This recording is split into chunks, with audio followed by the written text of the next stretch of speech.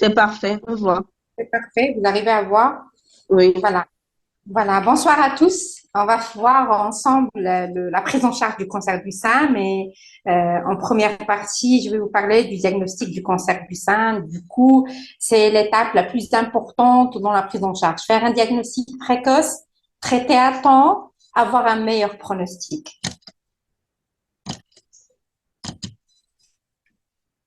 En introduction.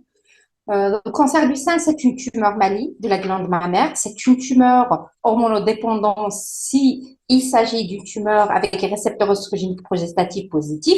C'est très important à connaître ça. Dans 85 à 90% des cas, c'est des formes sporadiques, c'est-à-dire non héréditaires. Dans 5 à 10%, il s'agit des tumeurs d'origine génétique héréditaire en rapport avec des mutations génétiques. L'étiologie du cancer du sein est mal comprise. Et il y a plusieurs facteurs de risque qu'on va voir ensemble tout de suite. Le pronostic est étroitement lié au stade de la maladie et du profil immunohistochimique. Le stade, c'est important pour dire qu'il s'agit d'un bon pronostic ou pas, mais le profil, c'est très important dans la décision thérapeutique et dans l'évaluation du pronostic de cette pathologie. C'est la première cause de mortalité chez la femme. Le traitement, et c'est un traitement qui nécessite l'intervention de plusieurs spécialistes, à savoir le chirurgien, le radiothérapeute, l'oncologue, le psychologue, le médecin rééducateur. Donc, d'où l'intérêt de prendre une décision dans la prise en charge du cancer du sein dans une réunion de concertation pluridisciplinaire, ce qu'on appelle RCP. Sur le plan physiologique, le cancer du sein nécessite et demande 6 à 10 ans pour passer d'une cellule, une première cellule cancéreuse à une tumeur qui fait 2 centimètres. C'est très important à connaître ça afin de dire qu'il y a une possibilité de faire un dépistage. Je vous ai déjà fait le dépistage, c'est très important de savoir qu'on a besoin de 6 à 10 ans pour avoir une tumeur palpable de 2 centimètres. Donc, on a pour faire le dépistage. Le temps de dédoublement moyen de la tumeur est de 100 jours. L'extension, elle se fait généralement en loco-régional et par la suite à distance. Donc, régional sur les adénopathies axillaires, susclaviculaires, on est au niveau de la chaîne mammaire interne. S'il s'agit d'une tumeur localisée au niveau de la partie interne, cadran supéro ou inféro interne.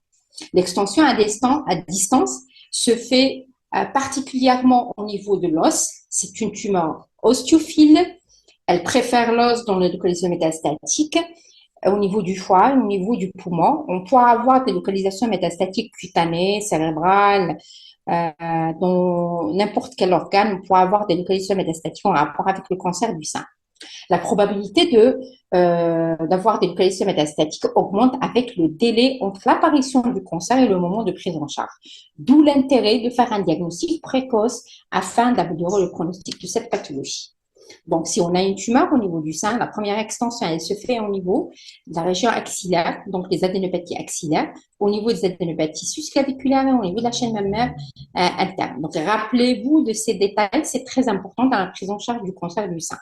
Avoir une tumeur au niveau du cadran supérieur externe ou inférieur externe, on peut avoir des localisations métastatiques axillaires. Si on a une tumeur localisée au niveau du cadran supérieur, milieu supérieur ou supérieur, n'importe quel cadran externe ou interne, au moyen, on peut avoir des localisations métastatiques au niveau susclaviculaire.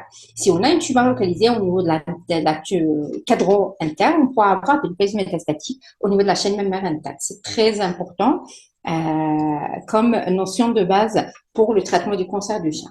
Donc, une tumeur du cancer du sein peut avoir des localisations métastatiques au niveau de l'os, au niveau de n'importe quel organe.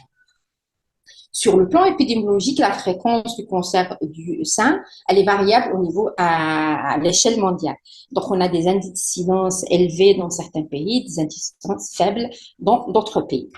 Donc, c'est le premier cancer en matière d'incidence dans la majorité des pays développés et on voit de développement. C'est un cancer qui pose un problème de santé publique dans tous les pays du monde, vu sa fréquence, vu le coût élevé de la prise en charge et vu la gravité de cette pathologie.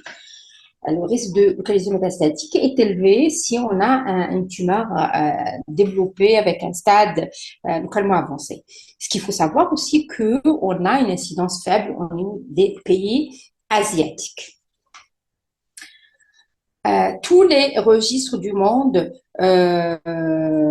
montrent qu'il y a une augmentation de l'incidence ces dernières 20 années, donc une incidence qui est en augmentation constante. L'incidence augmente par tranche d'âge progressivement à partir de l'âge de 35 ans, atteint son maximum à 70 ans. Dans tous les pays, l'incidence est plus élevée dans les zones urbaines que dans les zones rurales. C'est une tumeur qui est fréquente chez la femme si on compare l'incidence par rapport à l'homme, il y a une différence très importante. Le moyen d'âge de survenue à l'échelle mondiale est à 53 ans. À noter que dans la région du Nord-Africain, l'incidence du cancer du sein est élevée avec une tranche d'âge plus jeune qu'à l'échelle mondiale. Donc, en Algérie, il y en a une incidence moyenne d'âge de survenue de cancer du sein est de 48 ans. C'est un cancer d'une population jeune. Donc, c'est le premier cancer en matière d'incidence et c'est la première cause de mortalité à l'échelle mondiale. Mortalité par cancer chez la femme. Pour ce qui concerne les facteurs de risque, je suppose que vous êtes au courant que le cancer du sein a une relation importante avec les sécrétions hormonales ovariennes. C'est un cancer qui est fréquent. Les facteurs de risque sont rapportés par une ménarchie précoce. Donc, l'âge d'exposition aux oestrogènes est jeune. La ménopause tardive, l'âge d'exposition aux oestrogènes est prolongé. L'utilisation de la contraception orale ne constitue pas un facteur de risque pour le cancer du sein, mais l'utilisation de la contraception orale constitue un facteur de risque pour les patientes âgées, surtout pour le traitement substitutif pour la ménopause. C'est pour cette raison qu'il ne faut pas l'utiliser. C'est déconseillé pour les femmes d'étudier un traitement hormonal après la ménopause. D'autres facteurs de risque, facteur de reproduction. Si la patiente est vivipare, le risque d'avoir de cancer du sein est plus élevé. Le risque est augmenté à 50% si la patiente a une grossesse après l'âge de 30 ans. Et le risque est diminué si la patiente a fait des grossesses, c'est-à-dire si la patiente est ménopausée, si elle fait une deuxième grossesse après la première, le risque d'avoir le cancer du sein est réduit à 7%.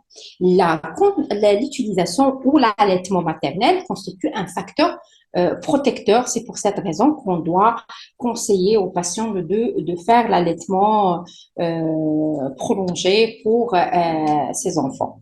Il y a d'autres facteurs de risque. Il y a les facteurs qui sont en rapport avec les facteurs métaboliques. Le surpoids, l'obésité, la sédentarité constituent des facteurs de risque importants du cancer du sein. Il faut savoir aussi que chez les patients qui ont un cancer du sein, qui font des activités sportives à répétition, l'activité sportive constitue un facteur protecteur contre les récidives du cancer du sein. C'est très important de connaître ça et à conseiller aux patients qui ont déjà eu un cancer du sein en rémission complète de faire une activité sportive constitue un facteur protecteur contre les récidives et contre le survenu du cancer du sein pour les patients qui n'ont pas eu de cancer. Certaines études ont montré que le risque d'avoir un cancer du sein est plus élevé chez les patientes qui ont une grande taille retrouvée dans certaines études. L'activité sportive constitue un facteur protecteur qui réduit le risque de survenue du cancer du sein. Il y a d'autres facteurs de risque. La consommation d'alcool et le tabagisme constituent un facteur de risque confirmé pour la survenue du cancer du sein.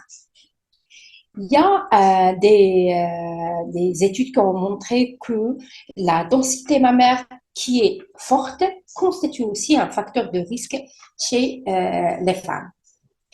Il y a certaines lésions précancéreuses et qu'il faut les connaître. L'hyperplasie canalaire atypique et lobulaire atypique constitue du facteur de risque. Donc, si on a une lésion sur le plan, si on est en train de faire un dépistage et on a une lésion sur le sein qui fait, qui est suspecte, qui est classée sur le plan radiologique ACR3, là, on doit faire la confirmation histologique. Si on tombe sur une hyperplasie canalaire atypique, on doit faire systématiquement la résection. C'est une lésion précancéreuse qu'on doit la réséquer afin d'éviter d'avoir le cancer du sein. Les néoplasies intracanalaires, les tumeurs in situ constituent aussi des lésions précancéreuses. Il faut les connaître.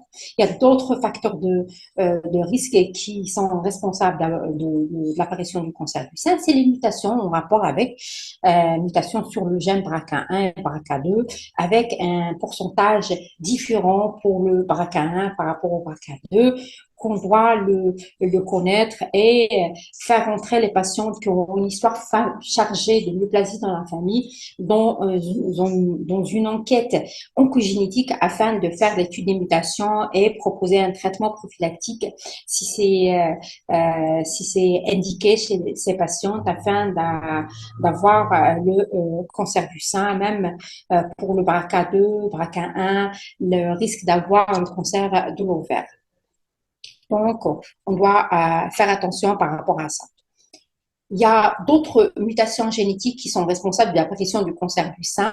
C'est le syndrome de Lynch de type 2 qui est associé dans la même famille l'apparition de plusieurs types de cancers, le cancer du sein, le cancer colorectal, le cancer de l'endomètre, le cancer de l'ovaire. Si on a dans cette famille plusieurs types de cancers de ce genre, là, on doit faire attention et on doit suspecter le syndrome de Lynch et on doit rechercher une mutation afin de faire la prévention et le dépistage chez cette famille. Il y a le deuxième syndrome, c'est le syndrome de l'Ifrimonie. C'est un syndrome qui est vraiment rare, qui est en rapport avec une mutation inactivatrice du P53. C'est cette famille. On pourra avoir le cancer du sein avec d'autres cancers, type sarcome, tumeur osseuse, tumeur cérébrale, et leucémie. Si on a ce genre de tumeur dans la même famille, on suspecte le syndrome de l'Ifrimonie. Donc, on doit là faire le dépistage afin d'éviter d'avoir déjà les formes graves du cancer du sein. Il y a le troisième syndrome, c'est la maladie de Cowden. La maladie de Cowden est caractérisée par des mastopathies fibrokystiques sévères et des amartomes multiples, des cancers qui sont différents chez cette famille. C'est un cancer c'est une maladie qui est vraiment rare. Donc, faites attention aux maladies fibrokystiques. C'est une lésion, maladie fibrokystique mammaire.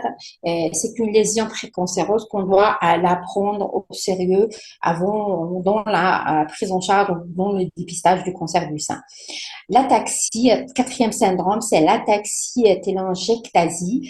C'est un syndrome qui est associé à une atteinte neurologique avec le cancer du sein et des hémopathies malignes. Là, on doit faire attention aussi pour faire le dépistage de ces cancers.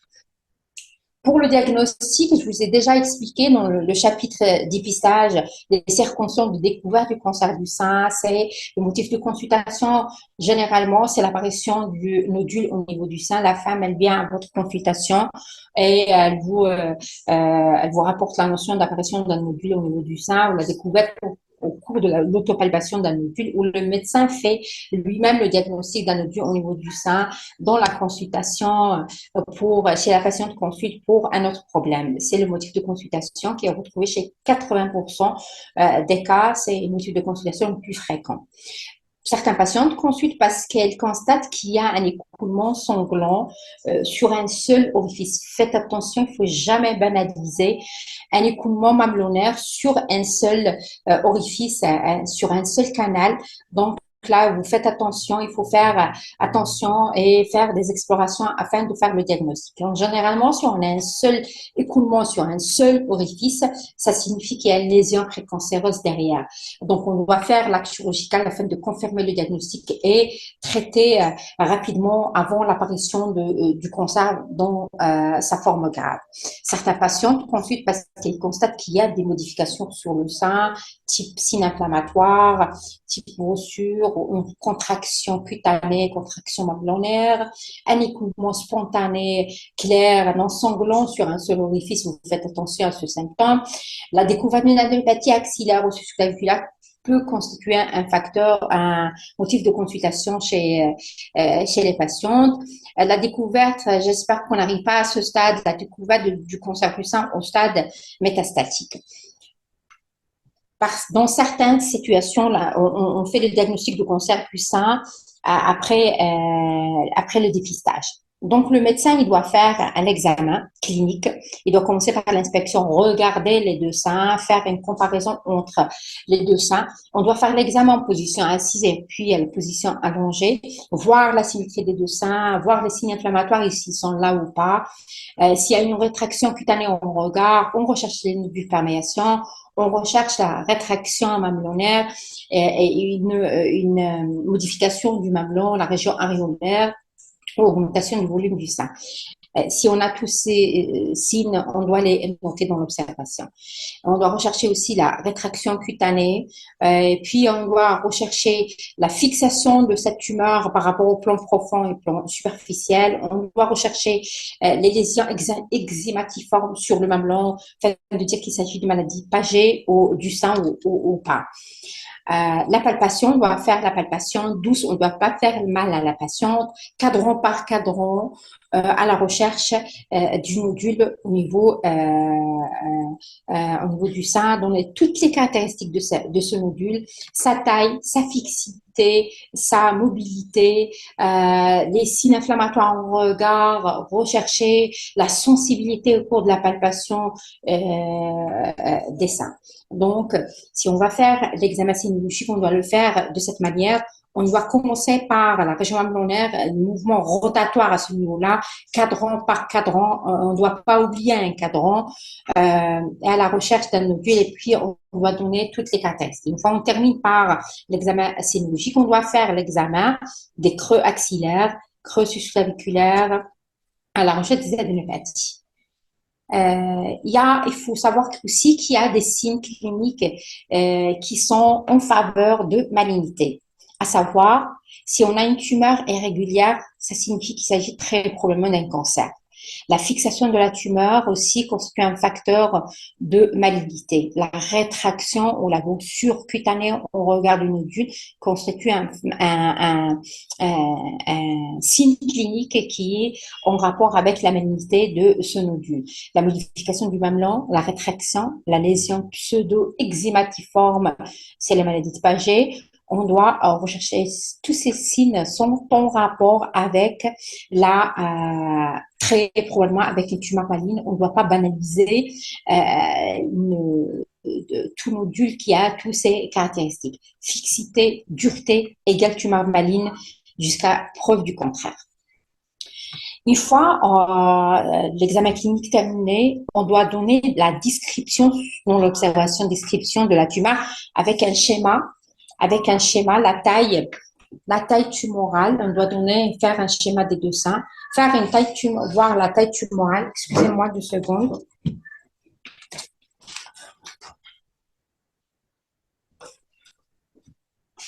Une fois on fait l'examen clinique, on termine l'examen clinique, on doit noter dans l'observation sur un schéma les deux seins, on doit localiser le nodule, donner sa topographie, préciser la rétraction cutanée sur le schéma. Est-ce qu'il y a une lésion sur le mamelon? On doit le préciser sur le schéma, la présence d'adénopathie, afin de faire la comparaison une fois on commence le traitement, voir est-ce que ça marche le traitement ou pas à partir du premier examen. Après avoir fait l'examen clinique, on doit confirmer déjà qu'il s'agit d'un cancer. On doit faire un bilan biologique, on doit faire une mammographie, cytoponxiodène hépatite on a, on doit confirmer le diagnostic par une microbiopsie et on recherche une localisation métastatique. Pour le bilan biologique, on doit commencer par une formule sanguine à la recherche d'une anémie, thrombopénie, leucopénie. On doit demander un bilan complet, c'est un bilan pré-thérapeutique en fait, avant l'acte chirurgical, bilan hépatique, bilan rénal, et on doit demander aussi les marqueurs tumoraux, les CA15-3. C'est un marqueur qui est pas trop spécifique du cancer du sein, mais c'est un examen d'orientation, surtout s'il s'agit d'une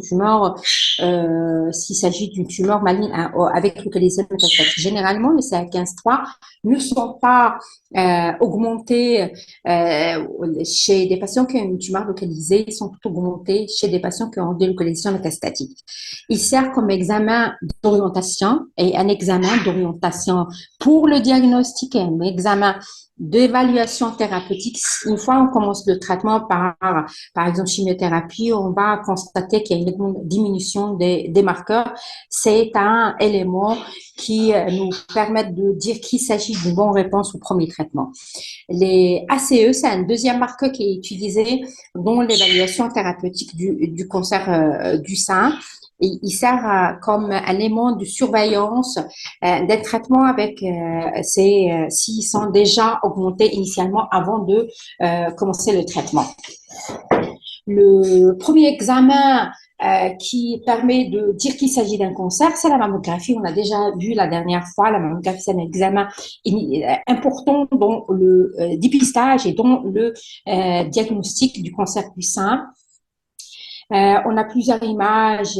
Là, vous voyez l'image des clichés d'une mammographie normale. Si on a une tumeur avec des spéculations, une opacité à l'intérieur, donc il s'agit d'une tumeur, très probablement d'une tumeur.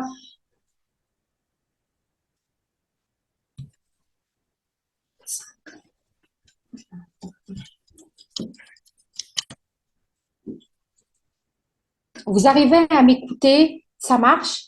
On vous a raté 2 minutes sur 2 slides en avant. Très bien, d'accord. Donc là, si on a des macro-classifications, vous voyez ici, c'est des macro-classifications qui sont sur une image. C'est une mammographie bénigne, tout à fait bénigne, pas en rapport avec le cancer. Par contre, si on a une tumeur avec des microclassifications, ce que vous voyez ici à l'intérieur de cette opacité, il s'agit très probablement d'un cancer. On doit confirmer, je peux dire qu'il s'agit d'un cancer, mais on doit le confirmer pour dire qu'il s'agit d'une tumeur maligne du cancer du sein. Il faut savoir que si on a des microclassifications, il y a une classification derrière. Pour les opacités, il y a une classification ACR de Birax. Et pour les microclassifications, une classification appelée la classification de Le Gall. C'est une classification qui permet de dire qu'il s'agit des microclassifications en rapport avec le cancer ou en rapport avec une lésion bénigne. Le deuxième examen qu'on doit le faire systématiquement après la mammographie, c'est l'échographie mammaire.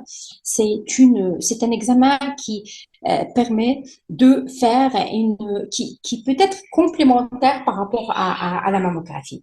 Donc, vous voyez avec moi ici une opacité, il s'agit d'une opacité qui est bénigne, plutôt bénigne parce que les limites sont régulières. Par contre, ici, il s'agit d'une tumeur maligne parce que les limites sont irrégulières. Vous voyez que l'échographie mammaire permettent de donner plus de précision pour dire qu'il s'agit très probablement d'un cancer.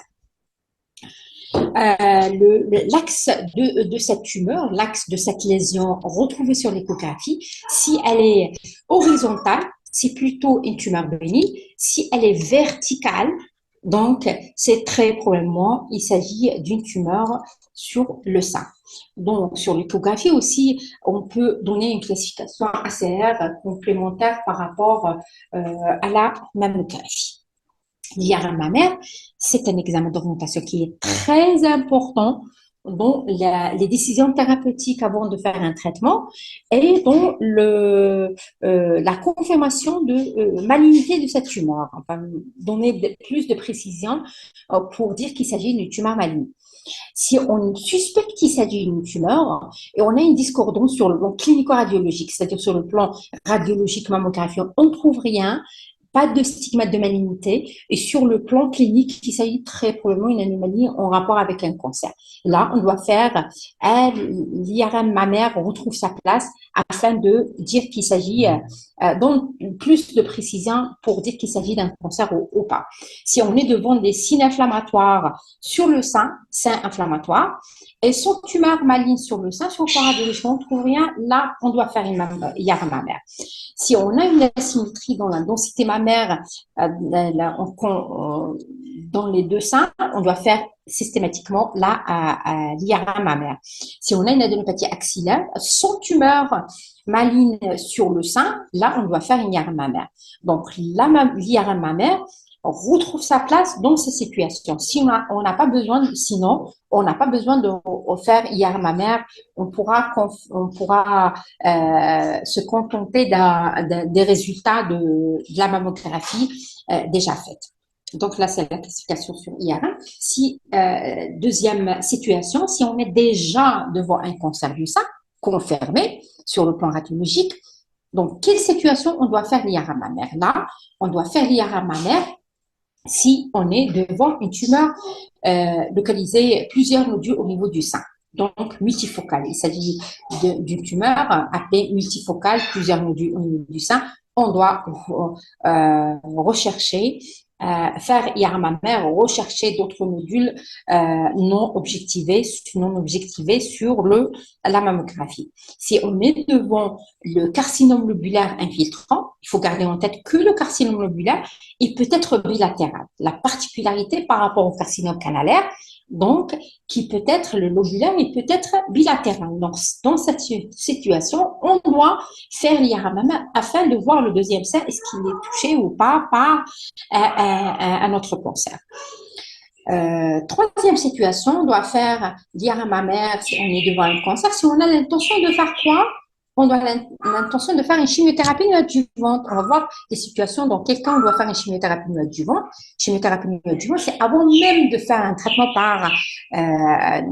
avant même l'acte chirurgical, avant même la chimiothérapie, on doit faire une IRM mammaire afin de confirmer qu'il s'agit d'un seul nodule au niveau du sein. Et donc, on a l'intention de faire un traitement conservateur. Quatrième situation, si on est devant une mastopathie à risque, les lésions à risque, histoire familiale chargée par exemple de cancer, on a l'intention de faire un dépistage, présence de mutations, on ne peut pas faire des mammographies à répétition. Dans ce cas-là, on peut faire une IRM mammaire afin de faire un dépistage du cancer du sein. Si on a l'intention de faire une tumorectomie, systématiquement avant l'acte chirurgical, on doit faire une IRM mammaire afin de dire qu'il s'agit d'un seul nodule au niveau du sein. Si la patiente a fait un traitement conservateur sur le sein et elle est suivie en consultation et elle est porteuse d'une prothèse, l'IRM mammaire retrouve sa place afin de dire qu'il s'agit d'une récidive ou pas. Après la mammographie, l'échographie mammaire, l'IRM, la confirmation diagnostique, elle se fait par la microbiopsie. Elle est systématique. Systématiquement, on doit demander une microbiopsie au niveau du sein, au niveau de cette lésion, afin de confirmer le diagnostic, afin de donner toutes les précisions sur le plan immunohistochimique pour donner la classification moléculaire, qu'on va la voir tout de suite, qui va nous aider dans la décision thérapeutique initiale. Si on a des adénopathies axillaires, on doit faire la cytoponction des adénopathies axillaires au susclaviculaire systématiquement. Après avoir fait une microbiopsie, on doit donner des précisions sur le plan anatomopathologique et immunohistochimique. On doit donner quoi? On recherche quoi? Le type histologique, tout d'abord, lobulaire ou canalaire, ou d'autres types. On doit donner le grade SBR, le Scar Blue et Richardson, systématiquement sur la microbiopsie. On doit donner le pourcentage du carcinome in situ et on doit donner des précisions sur la présence ou pas des emboles vasculaires. Déterminer sur le plan immunohistochimique la surexpression, c'est très important à donner avant de commencer le traitement, de préciser la surexpression des récepteurs oestrogéniques, des récepteurs progestatifs et la surexpression des récepteurs HER2 et le pourcentage de Ki-67. C'est des éléments d'orientation avant de proposer un traitement. Systématiquement, on doit les rechercher avant de proposer. On ne doit jamais prendre en considération les résultats de la cytoponction afin de commencer un traitement par chimio-chirurgie ou un autre traitement utilisé dans la prise en charge du cancer du sein.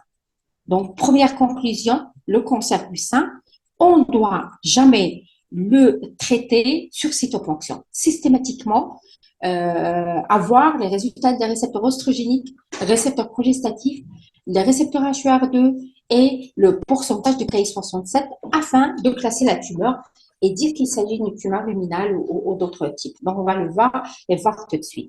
Je donne des précisions par rapport aux récepteurs HER2. Les récepteurs HER2, c'est un récepteur de mauvais pronostic retrouvé sur la pièce de microbiopsie. La surexpression de ces récepteurs est retrouvée chez 20 à 30% des tumeurs primitives du cancer du sein. C'est un facteur de nos pronostics. C'est une cible pour le traitement par l'herceptine. C'est important de connaître ça, donc on doit le préciser avant de commencer un traitement. On peut avoir les résultats des récepteurs récepteurs oestrogéniques progestatifs sur l'immunohistochimie. Par contre, pour la HER2, si on n'arrive pas à avoir des résultats de la HER2 par l'immunohistochimie, on tombe sur le score 2. Là, on doit faire systématiquement une autre étude afin de préciser qu'il s'agit d'un HER2 positif ou négatif, systématiquement, par l'étude FISH ou SISH. On ne doit pas traiter l'HER2 scoré à 2 sans faire ces précisions sur le plan immunohistochimique. Actuellement, pour le cancer du sein, on le classe sur tumeur T, N, M. Tumeur T, N, adénopathie, M, localisation métastatique. Sur le plan immunohistochimique, c'est très important et connaître cette classification, c'est la classification moléculaire, appelée aussi classification immunohistochimique. Donc, si on est devant un profil HER2 luminal A, c'est-à-dire récepteur positif, oestrogène progestatif, HER2 négatif, Ki-67 bas. Donc, on est devant un luminal A. Par contre, si on est devant le luminal B, donc c'est pareil pour les récepteurs oestrogène progestatif, c'est positif, HER2 c'est négatif, le Ki-67 dans ce cas-là est élevé. Donc, le pronostic est meilleur pour le luminal A si on le compare par rapport au luminal B. Donc, Ki-67, c'est quoi? C'est l'indice de prolifération. La tumeur, elle est plus agressive dans le luminal B par rapport au luminal A. Par contre, les HER2 positifs, c'est des tumeurs qui ne surexpriment ni les récepteurs oestrogéniques, ni les progestatifs. Elles surexpriment les HER2, qui est le facteur de pronostic. Donc, le pronostic est là, il est plus mauvais que le B et le A. Les luminales HER2, c'est notre classification, c'est des tumeurs qui surexpriment les récepteurs oestrogéniques, les récepteurs progestatifs et la HER2. Donc, c'est les luminales HER2. Pour les basal-like, c'est des tumeurs qui ne surexpriment ni les récepteurs oestrogéniques, ni les progestatifs, ni la HER2. Donc, appelez encore les tumeurs triple négatifs. Ces tumeurs, elles sont de mauvais pronostic, les triple neg. Professeur, excusez-moi de vous interrompre. Il y a Oui. un peu de bruit derrière vous. Bon, en fait, de bruit arrière. Ah, d'accord. Je vais régler ça tout de suite. Merci.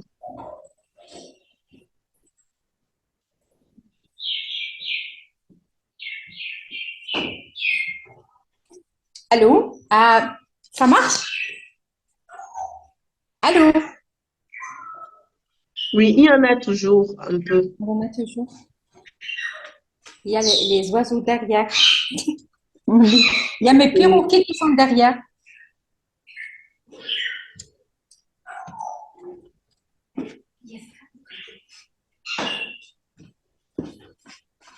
Je vais les faire sortir tout de suite. Je termine ma présentation. Excusez-moi. d'accord.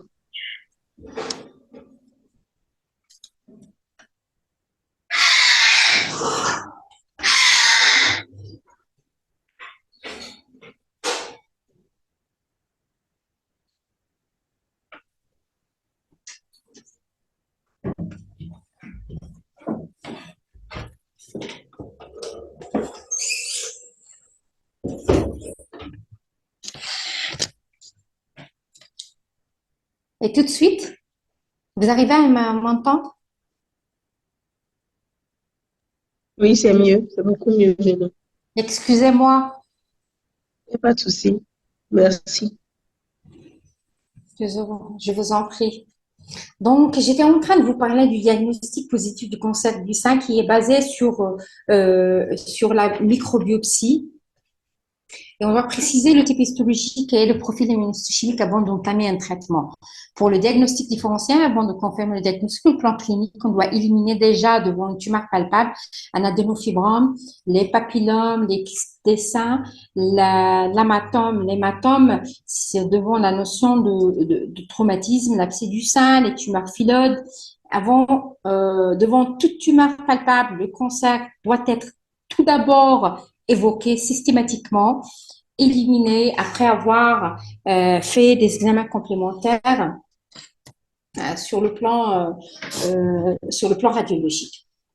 Devant les signes inflammatoires, on va éliminer les mastites tuberculeuses qui est fréquente en Afrique.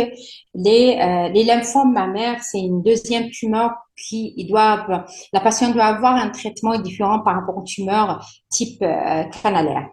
Sur le plan histologique, il y a plusieurs types histologiques. Le type histologique le plus fréquent, c'est le carcinome canalaire. Deuxième type, c'est le carcinome lobulaire. Il y a d'autres types, vous pouvez les retrouver dans une classification de l'OMS.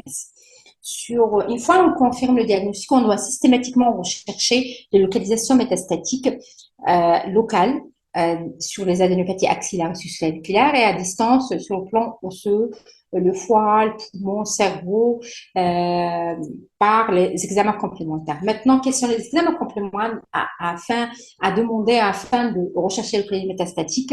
Les tumeurs qui sont localement avancées, on doit faire systématiquement un TAP, scanner thoraco-abdominopelvien, la recherche de localisation métastatique pulmonaire et hépatique, une scintigraphie osseuse, le PET scan, il est recommandé si on est devant une tumeur localement avancée, si on a l'intention de faire un acte chirurgical pour les tumeurs oligométastatiques, et si on est devant une tumeur inflammatoire, si on suspecte une récidive, une seule récidive, on doit le faire si on a l'intention de faire la résection de cette tumeur.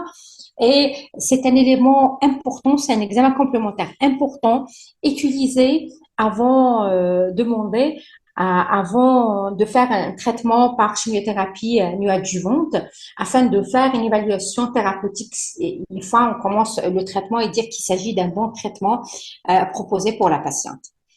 Une fois les examens complémentaires à viser bilan d'extension demandé, on doit donner la classification.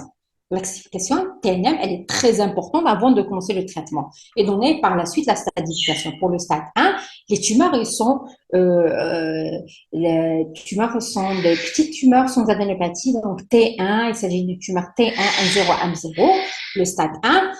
Pour le stade 2, c'est des tumeurs qui ont un volume plus important par rapport à T1 avec ou non ou non la présence d'adénopathie axillaire.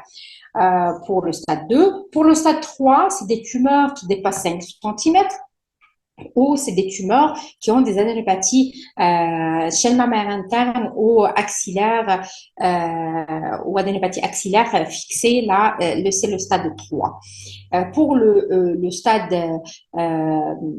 4, c'est avec localisation métastatique, avec des localisations métastatiques à distance. avoir une colonisation métastatique à distance ou avoir des signes inflammatoires sur le sein permettent de classer la tumeur en T4, mais pour le stade 4, les colonisation métastatique. Pour les adénopathies, le N0, pas d'adénopathie. N1, présence d'adénopathie, là, c'est pour la classification après avoir fait l'acte chirurgical. N1, c'est 3 adénopathies, entre 1 à 3 adénopathies qui sont touchées. N3, c'est 4 adénopathies supérieures ou 4 adénopathies touchées par la leucémie métastatique. Systématiquement, on doit faire un acte chirurgical pour dire qu'il s'agit d'un curage complet. On doit prélever des 10 ganglions. Pour quelle raison je vous donne tous ces précisions? Parce que c'est très important dans la décision thérapeutique. Si on a déjà une tumeur avec infiltration ganglionnaire qui dépasse 3 cm, 3 ganglions infiltrés, cela pose une indication par chimiothérapie adjuvante. On va les voir par la suite. M0, pas de métastase. M1, colonisation métastatique. Pour le traitement de base, pour le cancer du sein, il faut savoir que le traitement est basé sur un traitement local et un traitement général. Pour le traitement local, on a la chirurgie et la radiothérapie. La chirurgie et la radiothérapie. La chirurgie pour la tumeur primitive, on a la chirurgie du sein et la chirurgie axillaire. La chirurgie du sein, on a le traitement conservateur, on garde le sein et on résecte la tumeur. On parle d'une tumorectomie ou mastectomie partielle. Pour le traitement radical, on parle de mastectomie, c'est la résection totale de la glande mammaire. Donc, on a la chirurgie du sein, traitement conservateur et le traitement radical. Pour la chirurgie axillaire, donc là, on a premièrement la biopsie du ganglion sentinelle, c'est de faire ganglion sentinelle indiqué dans certaines situations, ou carrément le curage ganglionnaire. Pour le ganglion sentinelle, pour éviter le curage ganglionnaire, justement, il est indiqué afin d'éviter le curage ganglionnaire. Je tire votre attention pour les complications du curage ganglionnaire, c'est le lymphodème. Le lymphodème, c'est quoi? C'est l'œdème localisé au niveau du membre, là où on a fait l'acte chirurgical curage axillaire. Donc, pour éviter ça, on fait le ganglion sentinelle dans certaines situations. On ne pourra pas le faire si on a des adénopathies axillaires, adénopathie axillaire au moment du diagnostic. Si on n'a pas d'adénopathie axillaire et on a une tumeur au niveau du sein, on peut faire le ganglion sentinelle afin d'éviter le curage ganglionnaire. Donc, traitement local, on a la chirurgie, traitement sur le sein et traitement sur les selles. Sur le sein, traitement conservateur ou traitement radical. Conservateur, tumorectomie, radical, mastectomie. Pour l'axillaire, on a le ganglion sentinelle. Et pour le curage, deuxième situation, c'est le curage axillaire.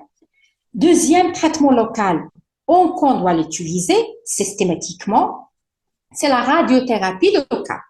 Radiothérapie sur la paroi thoracique après avoir fait un traitement sur le sein, par mastectomie ou tumorectomie, avec radiothérapie sur la région axillaire et susclaviculaire et la chaîne mammaire interne. Donc, radiothérapie sur la paroi thoracique, si on a fait une mastectomie, radiothérapie sur le sein, si on a fait un traitement conservateur, elle est systématique si on fait un traitement conservateur, elle est recommandée si on fait un traitement par mastectomie devant la présence des facteurs de mauvais pronostic sur la pièce opératoire. Donc, elle est recommandée systématique pour le traitement conservateur, recommandée pour le traitement radical, en fonction de la présence des facteurs de mauvais pronostic. Ça, c'est pour le traitement local. Pour le traitement général, on a la chimiothérapie. On a la thérapie ciblée et on a l'hormonothérapie. La chimiothérapie, c'est quoi? Comme vous le savez que le cancer, la cellule tumorale, elle est en multiplication rapide.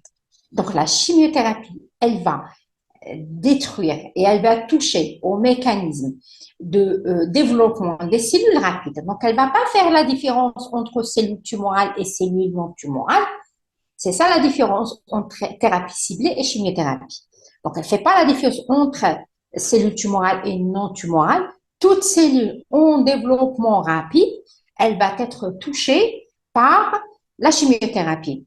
C'est pour cette raison qu'on constate chez des patients comme effet secondaire qui reçoivent la chimiothérapie une alopécie, une mucite, parce que c'est des muqueuses, c'est des tissus qui sont en développement constant et rapide. Donc, c'est ça l'effet de la chimiothérapie. La chimiothérapie, c'est des drogues utilisées en protocole. Là, je vous ai mis les protocoles, certains protocoles utilisés dans la prise en charge du cancer du sein. Par exemple, le FAC, le DC. Le FAC, c'est quoi? C'est l'association de 5 fluorouracides et notre molécule, l'épirubicine, et troisième molécule, cyclophosphamide. Chimiothérapie, c'est des protocoles de traitement. Donc, ça, c'est le premier protocole. 3 à 4, ça signifie on fait 3 cures ou 4 cures de chimiothérapie. J'espère que c'est clair pour la chimiothérapie.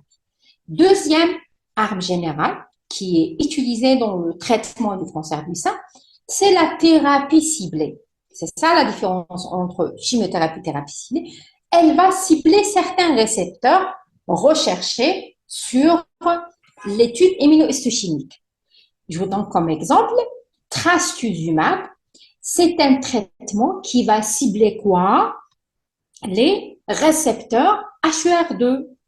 C'est un traitement qui est utilisé en adjuvant, c'est-à-dire après avoir fait un traitement en adjuvant, avant même de faire l'acte chirurgical. Donc, on utilise une chimiothérapie, chimio plus thérapie ciblée. Dans certaines situations, on arrête la chimiothérapie, on termine avec la thérapie ciblée sur une année comme traitement adjuvant après avoir fait déjà un traitement par chirurgie. Au stade métastatique, on utilise la thérapie ciblée, ce traitement qui va cibler la cellule tumorale, qui ne va pas toucher les cellules qui sont en multiplication constante et rapide, les cellules de la cuir chevelu, la muqueuse digestive, les cellules des angles. Donc, on n'aura pas ces effets secondaires. C'est un traitement qui est bien toléré généralement pour les patientes. La particularité de cette molécule qui peut donner une toxicité cardiovasculaire, mais elle est réversible, le trastuzumab. Il y a d'autres molécules, donc je ne vais pas vous parler de tous les types de traitements. Il faut savoir que on a comme traitement général la chimiothérapie, la thérapie ciblée et l'hormonothérapie. L'hormonothérapie, c'est pas, on va pas donner un traitement par les hormones, c'est le contraire. On va donner un traitement qui va bloquer les hormones. Pour vous expliquer, je vais vous montrer un schéma. Les molécules utilisées, on a le tamoxifène, on a les inhibiteurs de l'aromatase, on a les castrations utilisées pour les patientes jeunes.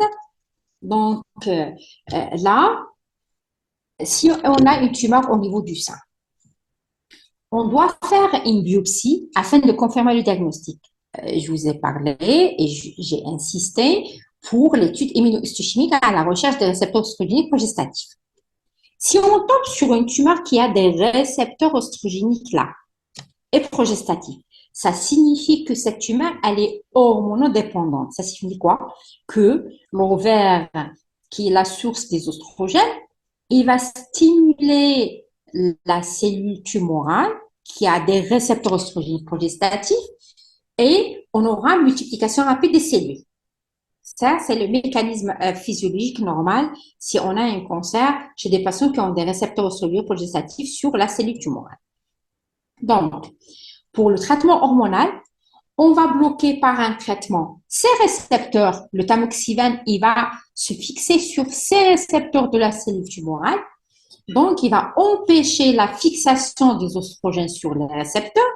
Donc, c'est le premier traitement qui est utilisé dans le plus ancien traitement qui a été utilisé dans le traitement du cancer du sein. Donc, on va bloquer à ce niveau-là les récepteurs. Deuxième arme thérapeutique dans le traitement du cancer du sein, c'est on va bloquer la sécrétion des oestrogènes ovariens. Par quoi? Comme vous le savez que pour la sécrétion dans le cycle hormonal de la femme, pour la sécrétion des oestrogènes et progestatifs au niveau ovarien, on a besoin d'une stimulation par l'hypophyse hypothalamus, par LH-FSH. D'accord? Si on va utiliser un traitement qui va bloquer à ce niveau-là, donc on n'aura pas la stimulation hypothalamo-hypophysaire par LH-FSH, donc on va bloquer à ce niveau-là, on n'aura pas la stimulation au niveau ovarien, donc on va empêcher la fabrication des oestrogènes à ce niveau-là. Donc, deuxième mécanisme d'action de l'hormonothérapie. Donc, au niveau des récepteurs, au niveau de la cellule tumorale, ici, tamoxifène, au niveau de la fabrication des oestrogènes, stimulation des oestrogènes, la fabrication des oestrogènes par les ovaires. Donc, à ce niveau-là, il y a un autre, pour les patientes ménopausées, la source des oestrogènes et progestatiques est différente. On n'aura pas, la patiente elle est ménopausée, donc l'origine des oestrogènes, elle ne se fait pas au niveau ovarien, elle se fait au niveau des tissus externes. Donc, au niveau tissu graisseux, on aura l'aromatisation des androgènes vers les oestrogènes. Donc, nous, on va bloquer la transformation des androgènes aux oestrogènes par les inhibiteurs de l'aromatase. Donc, on n'aura pas la transformation des androgènes aux oestrogènes par les anti-aromatases chez les patientes ménopausées. Donc, on n'aura pas la fabrication des oestrogènes à ce niveau. Si vous avez très bien compris le mécanisme, le traitement hormonal chez la patiente ménopausée est différent par rapport à la patiente non ménopausée dans la prise en charge du cancer du sein chez la femme. Les types de traitements qui existent dans la prise en charge du cancer du sein en oncologie médicale, il y a le traitement néoadjuvant. C'est quoi le traitement néoadjuvant? Le traitement néoadjuvant, c'est avant même de proposer un traitement chirurgical. On parle d'un traitement néoadjuvant. Deuxième type, le traitement adjuvant. Ça signifie qu'on a fait un acte chirurgical complet sur la tumeur primitive et on doit compléter le traitement par chimiothérapie ou thérapie ciblée ou hormonothérapie. On parle de traitement adjuvant. On l'appelle aussi traitement complémentaire après avoir fait la résection totale de la tumeur. Pour les troisième type, c'est le traitement palliatif. On parle de traitement première ligne, deuxième ligne, troisième ligne. C'est au stade métastatique, soit par chimiothérapie, soit par thérapie ciblée, soit par hormonothérapie. Tout dépend du stade initial, tout dépend des profils immunohistochimiques de la tumeur. On ne va pas donner un traitement par thérapie ciblée chez des tumeurs qui n'ont pas de récepteurs à l'HER2. Et on ne va pas donner un traitement hormonal pour les patientes qui ont des tumeurs qui n'ont pas des récepteurs estrogéniques et progestatifs positifs. Donc, décision thérapeutique, elle dépend des résultats initiaux de l'étude immunohistochimique, des résultats de bilan d'extension initial T, L, M. La patiente elle est métastatique ou pas? Principal, on va faire un traitement adjuvant ou un traitement palliatif. Donc, décision thérapeutique, elle dépendra des résultats des examens complémentaires retrouvés initialement. Donc, je ne vais pas rentrer dans les détails en fonction du stade et en fonction du profil immunohistochimique. C'est trop spécialisé. Si vous avez des questions, n'hésitez jamais à me poser des questions. Je vais vous répondre par rapport aux conduites thérapeutiques, par rapport au profil que vous préférez. Donc, je vais vous donner des précisions. Je termine ma présentation pour dire que le cancer du sein constitue un problème de santé publique. La prise en charge du cancer du sein est multidisciplinaire, nécessite l'intervention d'un chirurgien, radiothérapeute, oncologue, psychologue, rééducateur. Donc, la décision, on doit la prendre en réunion de concertation pluridisciplinaire, l'RCP. Le dépistage permet de réduire le taux de mortalité à 30%. J'insiste pour l'activité sportive, permet de réduire les risques de récidive à 30% si on est devant un stade précoce, après avoir fait tout le traitement. La prise en charge du cancer du sein dépendra des résultats de l'immunohistochimique et du stade initial. Faire un diagnostic précoce, faire améliorer le pronostic. C'est très important de faire un diagnostic à temps. Merci beaucoup pour votre attention et je suis là pour répondre à vos questions.